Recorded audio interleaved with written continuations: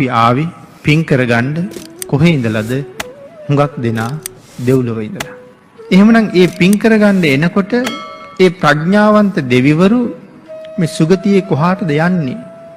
සුගතියේ කොහාටද යන්නේ කියලා බලහම මනුස්ස ලෝකේ කියලා කියහම කොයි තරම් දුරට පැතිරිලා තියෙනවද?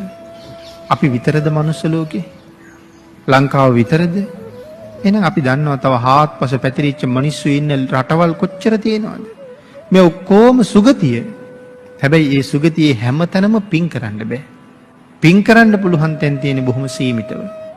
ඒ නිසා අර ප්‍රඥාවන්ත දෙවිවරු බලනවා කොහේ ඉපදුනොත්ද හොඳ? ඒගොල්ලෝ සැප හොයන්නේ නැහැ.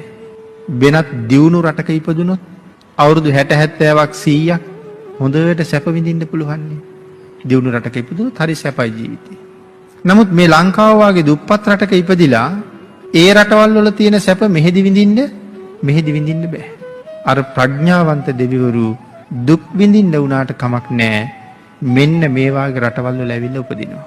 ඇයි අවුරුදු 60 70ක් දුක් විඳින්න වෙනවා. ඒ වුණාට තිසරණ පන්සල් පිහිටලා බොහොම පින් කරන්න පුළුවන්.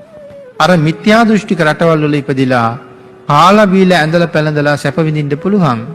නමුත් පින් පව් ගැන දන්නේ නැහැ. තුනුරුවක් නැහැ. හොඳට සැප විඳලා මැරිලා ගිහිල්ලා අවුරුදු කෝටි ගාණක් දුක් විඳිනවා.